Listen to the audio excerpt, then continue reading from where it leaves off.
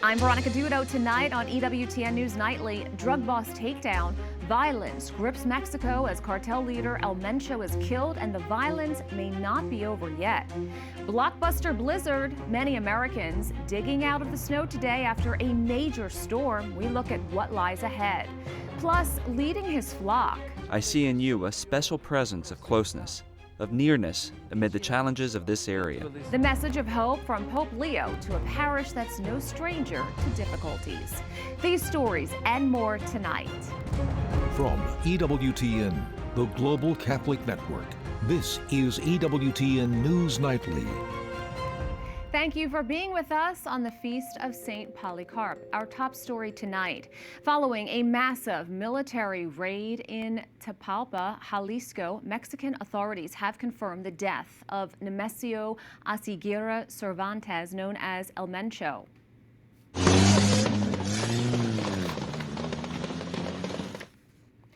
He was the leader of the Jalisco New Generation Cartel and died from his wounds while being airlifted to Mexico City. In response, his cartel set off a wave of deadly attacks. At least 25 National Guard members and numerous cartel operatives were killed in violent clashes.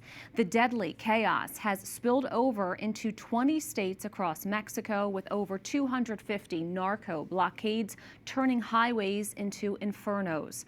From Guadalajara to the border, cities are under code red as the Mexican National Guard fights back against coordinated ambushes. Major flames there, huge plumes everywhere. Another big one over there. The situation for tourists has been alarming. Videos from inside Puerto Vallarta and Guadalajara airports show passengers running for cover and abandoning luggage as reports of armed men near the terminals sparked panic. The U.S. and Canadian governments have issued shelter-in-place orders for Jalisco, Quintana Roo, and Baja California. En este momento, pues, es garantizar la paz y la seguridad de toda la población.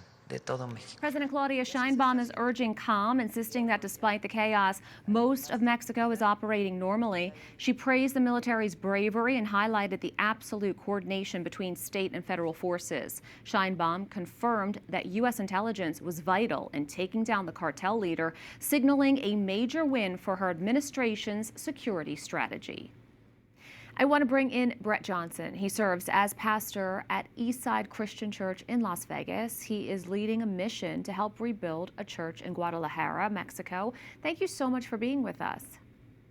Yeah, thank you, Veronica. Thanks for your interest in this story. For sure. Now, can you tell us what has the last 24 hours been like for you? Yeah, everything was very calm in Guadalajara, Mexico until 9 a.m. on Sunday morning local time, when everything changed like radically within just minutes. We had gone out for coffee and came back to our hotel and looked out, and there was a fire only a couple blocks from us. And then we heard a massive fire response at like 20 fire trucks. And I couldn't understand really why there was such a strong response.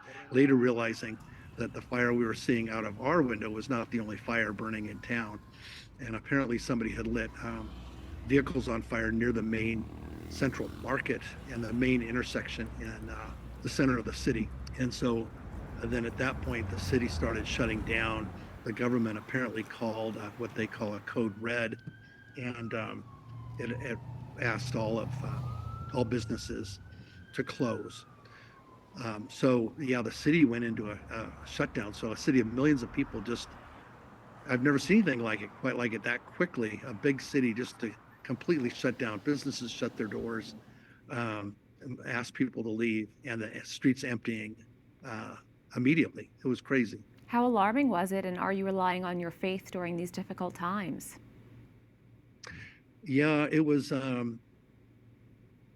disturbing. We did have an incident not long after that where we had returned to the hotel, and some people from the street ran into our hotel lobby seeking shelter and screaming, "Correle, correle," run. And, that was alarming because apparently they had seen something that alarmed them out on the street. So the Mexican people are unsettled, I would say, and nervous. And lastly, can you tell us a bit about your message and what you're doing there?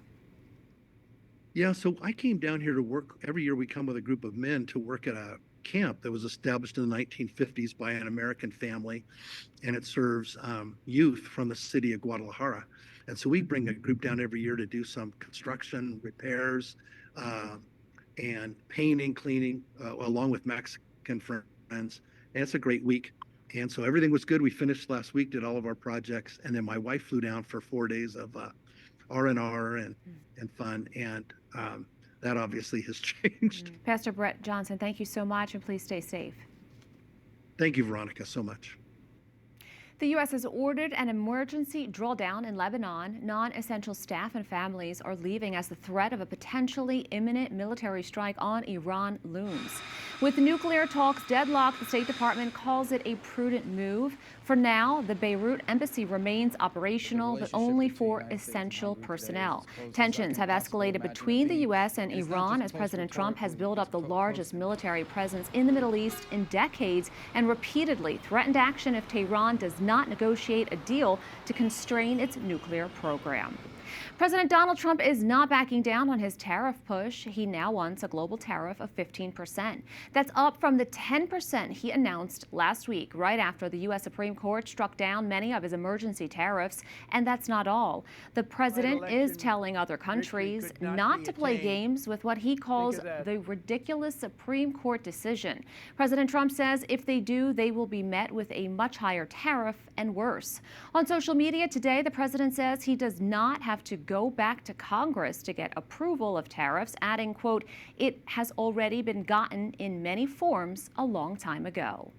The U.S. Supreme Court's decision to strike down the bulk of President Trump's tariffs under an emergency statute is seen by many lawmakers as a major blow to his economic agenda.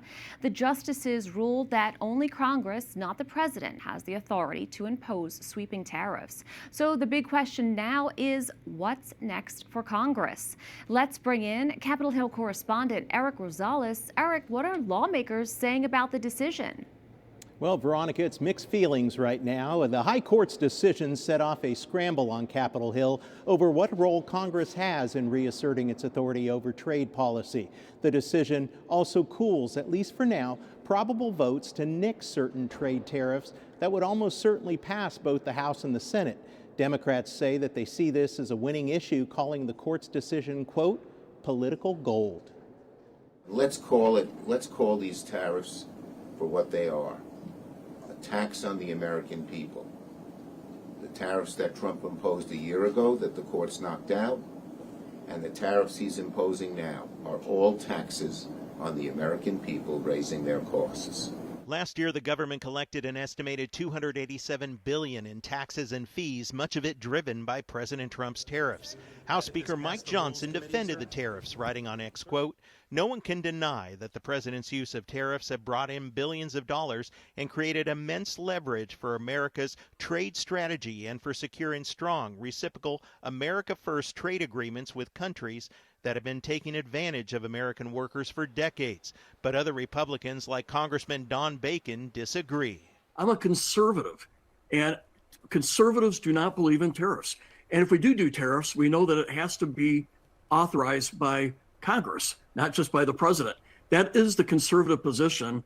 The court's decision set up a battle over refunds. Companies large and small may be eligible for hundreds of billions of dollars in payments. Democrats are demanding that American citizens should also get their money back. This administration took money out of the pockets of American families, upwards of $1,700 per family. They should give it back. They should give it back. We can have, and we're working on legislation that would be able to have this refund back to the American people. President Trump says he's opposed to refunds, predicting years of litigation. Republican Senator Lindsey Graham agrees, writing, quote, "I support President Trump's decision to fight refunds. I do not think they are necessary or appropriate, and I'm sure that they will be the subject of much litigation." As was mentioned, Senate Democrats have introduced legislation requiring the Trump administration to refund up to $175 billion gained through the tariffs that were, quote, unlawfully collected, according to the High Court, within 180 days. Now, some of the U.S. Supreme Court justices who voted to invalidate these tariffs are likely to be sitting right in front of the president in the House chamber during tomorrow night's State of the Union address. So anything that the president will say on trade will be watched closely.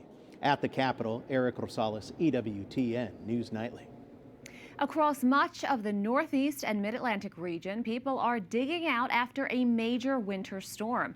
From New England down to Northern Virginia, people are dealing with heavy snow and other impacts from the massive storm. Hundreds of thousands have lost electricity, schools have been closed, and road conditions remain dangerous. So far, thousands of flights have been disrupted as cleanup is expected to last for days. Meteorologist Alana Cameron with Weather Nation has more.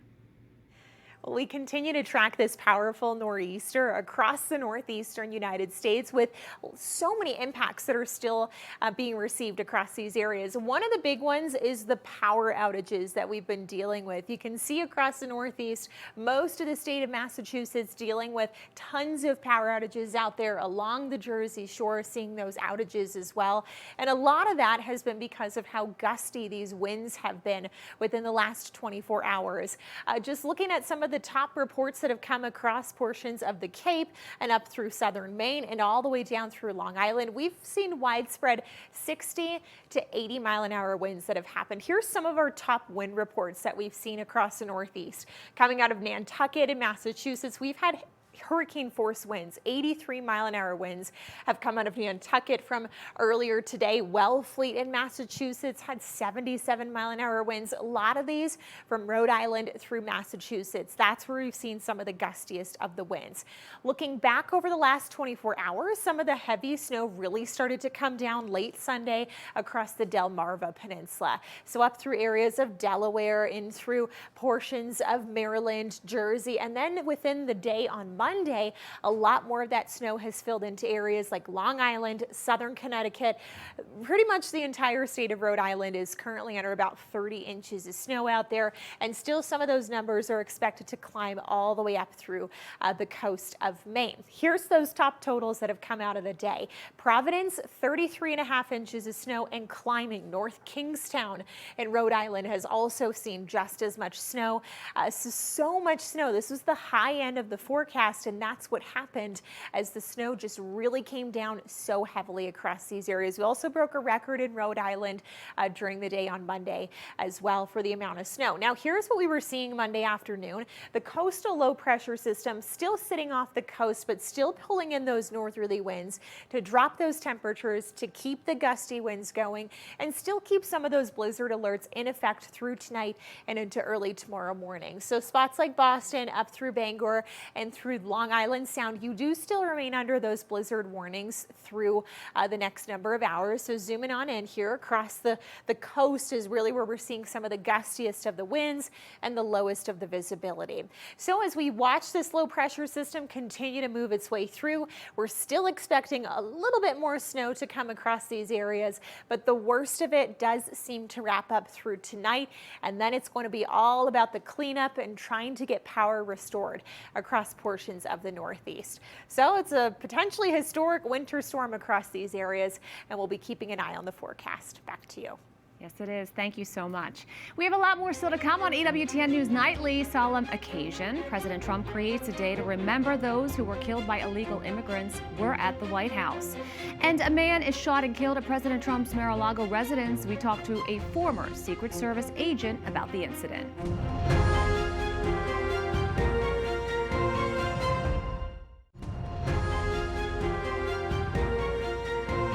Another high-profile arrest in the United Kingdom related to Jeffrey Epstein. Peter Mandelson, the former UK ambassador to the United States, was taken into custody on suspicion of misconduct. Police are investigating whether he passed sensitive government information to Epstein more than a decade ago. He is not facing any allegations of sexual misconduct. The arrest comes 4 days after the former Prince Andrew was arrested over a similar offense. In California, Nick Reiner has has pleaded not guilty in the killing of his parents, director Rob Reiner and Michelle Reiner. The 32-year-old is accused of fatally stabbing them in Los Angeles back in December. He's been in custody since then. Police have not said anything about possible motives, and prosecutors have not decided whether to seek the death penalty. President Donald Trump signs a proclamation designating February 22nd as National Angel Family Day. The White House says on this day, the nation remembers and honors the thousands of American lives stolen from us by criminal illegal aliens. The president called it a truly solemn occasion as he addressed, in his words, heartbroken Americans who have lost loved ones to the scourge of illegal immigration. White House correspondent Owen Jensen reports. Owen. Veronica, President Trump also called today a big day and a very important day. He said for decades, angel families were betrayed by the government and totally ignored by the media. President Donald Trump addresses angel families, referring to relatives of people killed by someone who was in the U.S. illegally. Americans like Laken and Grant and Javier, Joshua, Rocky, Rachel, Kayla, these are great people, and we're never going to forget them. I'll never forget them. The mother of Laken Riley joined the president at the podium, remembering and honoring her daughter. Laken was the most responsible, hardworking, kind, selfless, beautiful Christian. The 22-year-old Georgia nursing student was killed 2 years ago while out jogging. Her case became a flashpoint in the debate over immigration. This could be any family. This happened to my family. This could be any one of your families. President Trump also introduced Marie Vega, who described what happened to her family in a violent encounter with illegal immigrants. While trying to defend us, Harvey was shot in the chest and killed. My husband, Javier Sr., was shot in the back. President Trump took a swipe at the media for its coverage of the issue. When I first got involved with the angel families, I had a meeting. It was so sad. And they got up and spoke, and the media literally just turned off the cameras. They didn't want to hear them. It was my first glimpse as to what was happening. These are sick people that cover stories like that, or that don't cover them, which is worse. Later, the president, with family members by his side, signing the proclamation. And the U.S. Army Chorus performing Amazing Grace.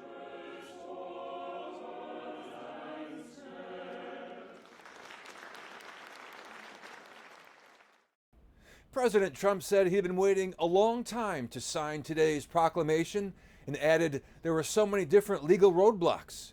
Tomorrow he delivers the State of the Union. At the White House, Owen Jensen, EWTN News Nightly. U.S. Secret Service says an armed man was shot and killed at President Trump's Mar-a-Lago resort early Sunday morning. Authorities identified the man as 21-year-old Austin Tucker Martin from North Carolina, saying he unlawfully entered the secure perimeter of Mar-a-Lago about 1:30 a.m. The president and first lady were at the White House at the time of the incident. Martin was reportedly carrying a shotgun and a fuel can. According to officials, he worked as a golf course groundskeeper and sold illustrations of golf courses. Authorities are investigating his background and motive.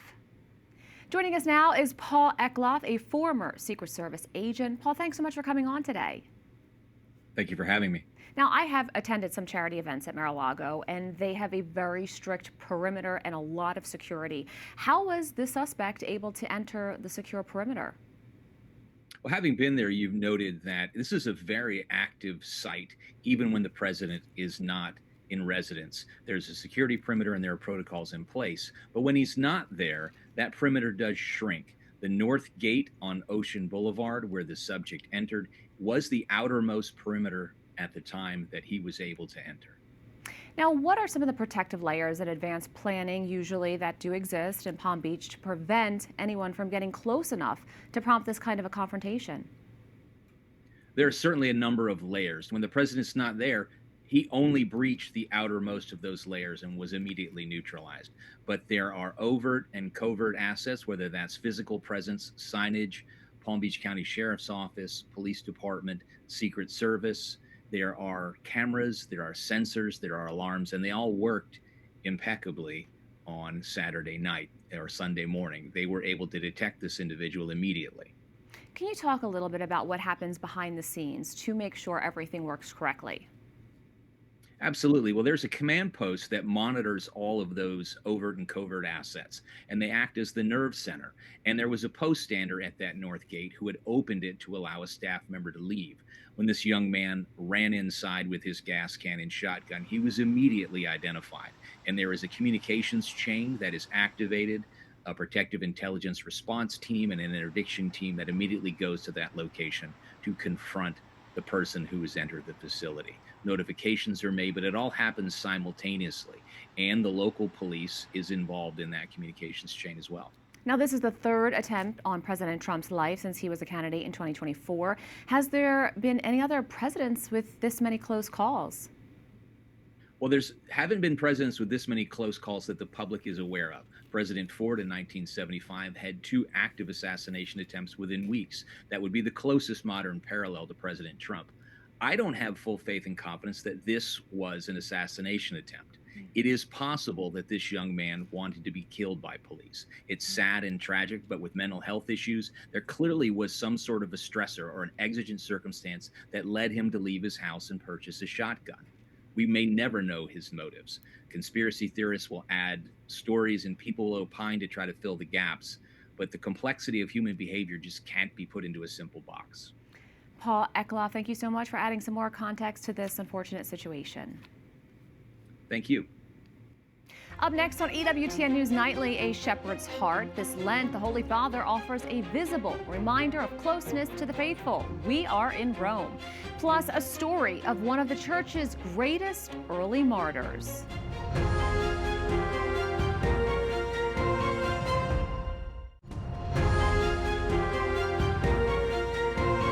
Pope Leo XIV stresses that this Lenten season offers the faithful an opportunity to let the Lord cleanse, purify, and transform them into a unique masterpiece. Che ha come termine l'amore e l'abbandono del Signore. At the Sunday address, the Holy Father reflected on the gospel passage where Jesus enters the desert and is tempted by the devil. The Pope said by resisting the evil one, he demonstrates how we too can overcome the devil's deception and snares. By praying, fasting, and giving alms, we can renew our cooperation with the Lord and allow him to heal the wounds of sin and help make our lives blossom. Pope Leo added that penance does not impoverish our humanity, but enriches, purifies, and strengthens it as we move toward a horizon that has as its aim love and surrender to God. This Lent, the Holy Father is conducting a series of 5 pastoral visits to parishes across Rome. He made his second stop this weekend at the Sacred Heart of Jesus Parish. As EWTN News Vatican correspondent Valentina Di Donato tells us, this trip is being seen as a sign of his desire to be close to the people. Nearly 1,000 faithful representing the parish's many groups and ministries gathered in anticipation, eager to see the Holy Father. The energy was palpable as they welcomed their bishop with warmth and enthusiasm. Dear friends, meeting you today, I see in you a special presence of closeness, of nearness amid the challenges of this area. Situated beside the Termini Central train station of the city, the parish stands at the crossroads of modern Rome, where travelers rush in and out of the city and where refugees, the unemployed, and families struggling to afford rent seek stability and hope. The Holy Father did not shy away from the stark contrasts surrounding the church. Just a few meters away, one can touch the contradictions of our time, the carefree attitude of those who arrive and depart with every comfort, and those who have no roof over their heads, the great potential for good and widespread violence, the desire to work honestly and the illicit trade in drugs and prostitution.